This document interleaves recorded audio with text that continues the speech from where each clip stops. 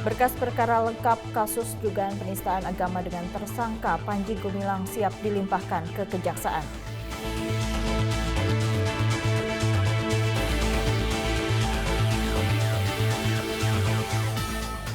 Sinergitas TNI Polri membantu warga terdampak kebakaran TPAS Jalumpang, Karawang.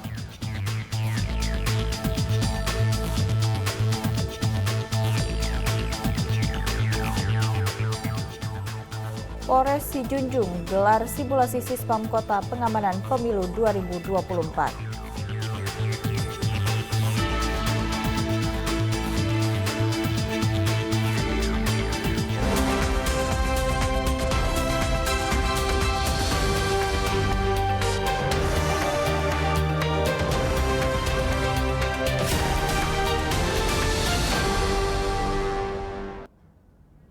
Selamat siang pemirsa, Presisi Siang kembali hadir edisi Senin 30 Oktober 2023. Selain 3 berita utama tadi, selama 1 jam ke depan kami juga telah menyiapkan sejumlah informasi terkini lainnya.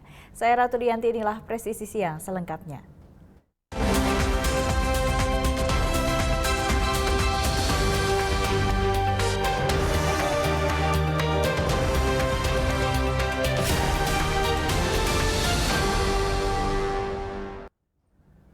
Bareskrim Polri siap melimpahkan kasus dugaan penistaan agama dengan tersangka Panji Gumilang ke Kejaksaan. Hal ini disampaikan Dirtipidum Bareskrim Polri Brigjen Pol Juhandani Raharjo Puro beberapa saat lalu.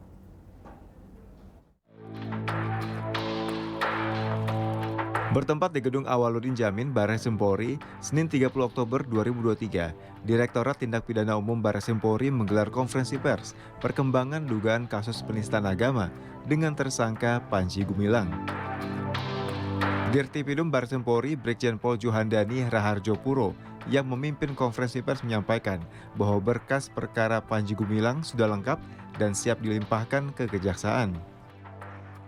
Pada hari ini, penyidik dengan berkoordinasi dengan Kejaksaan, kita melaksanakan tahap 2, yaitu penyerahan tersangka dan barang bukti yang selanjutnya akan dilaksanakan penyerahan langsung di Kejaksaan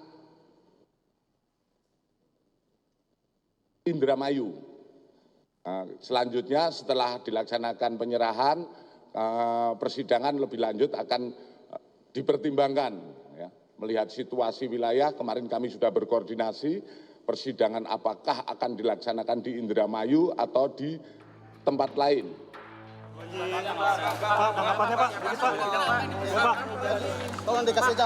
Dalam kasus dugaan penistaan agama ini, polisi menyita sejumlah barang bukti, diantaranya video, laptop, dan rekaman CCTV. Dari Jakarta, Jelang Tita Baskara, William Manda, Polri TV.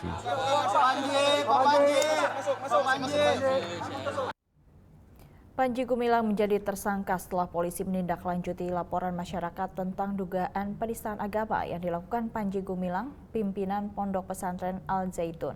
Dalam penyidikan, polisi juga menemukan dugaan kasus lain yang terjadi di Pondok Pesantren Al Zaitun. Pondok Pesantren Al Zaitun yang berada di Indramayu, Jawa Barat menjadi sorotan publik setelah sejumlah video kegiatan yang dinilai janggal beredar di masyarakat. Pemerintah menanggapi serius laporan masyarakat terhadap dugaan kasus penistaan ini. Apalagi selain kasus dugaan penistaan agama, pimpinan Pondok Pesantren Al Zaitun, Panji Gumilang, juga diduga melakukan tindak pidana pencucian uang. Jadi soal Al Zaitun dulu ya, saya kira tetap penjelasan saya bahwa Al Zaitun itu kita tangani serius di dalam 3 hal. Pertama, yang menyangkut pribadi Panji Gumilang. Itu oleh masyarakat dilaporkan tentang penodaan agama, pelanggaran Undang-Undang Nomor 1 PNPS tahun 65. Itu. Lalu kami nemukan juga, ini yang kami sampaikan ke Polri, pencucian uang, dugaan pencucian uang.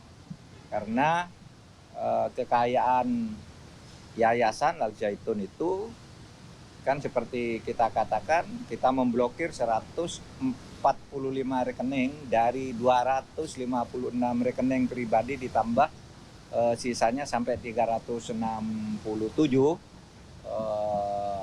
Itu kira-kira 60-an gitu, kira 70 rekening lain yang terkait dengan itu. Ada yayasannya sendiri banyak gitu.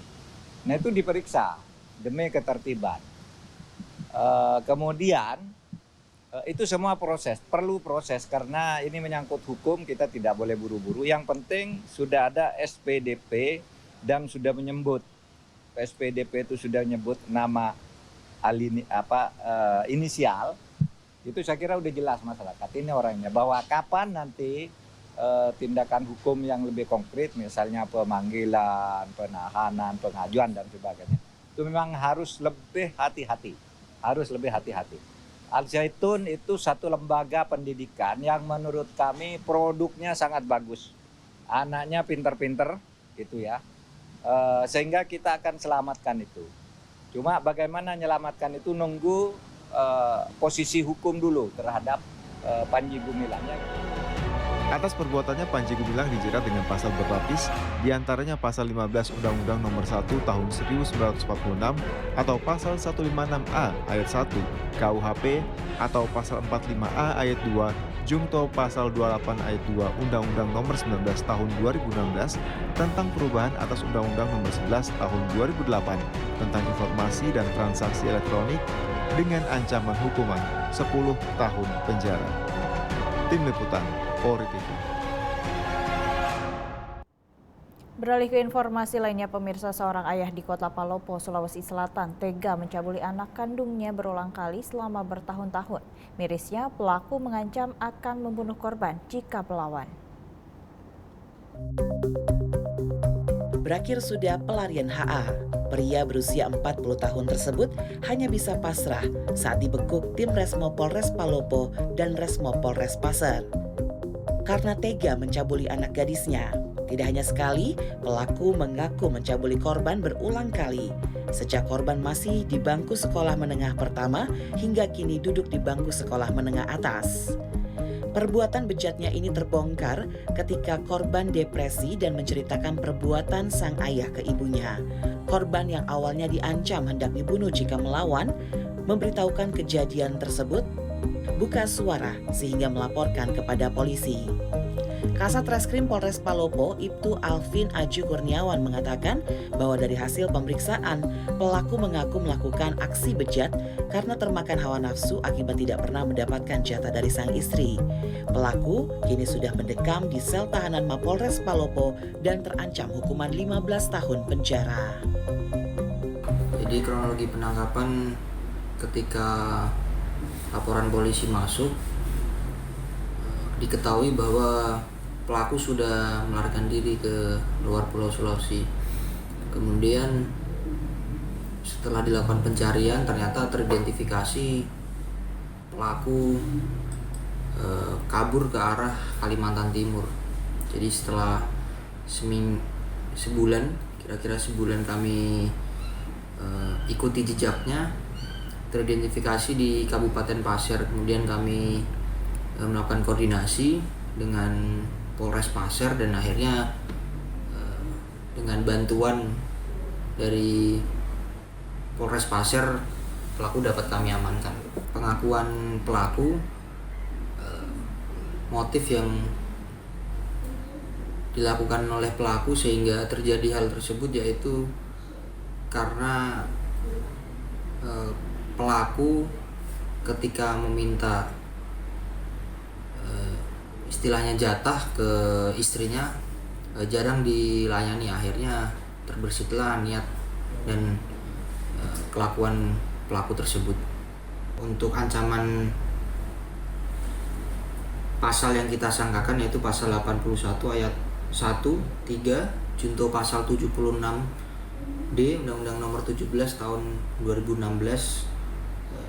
tentang Perpu Nomor 1 tahun 2016 tentang perubahan kedua atas Undang-Undang Nomor 23 tahun 2002 tentang perlindungan anak dengan ancaman hukuman 15 tahun penjara. Tim Humas Polres Palopo melaporkan untuk Polri TV. Tetaplah bersama kami, Presisi Siang akan segera kembali.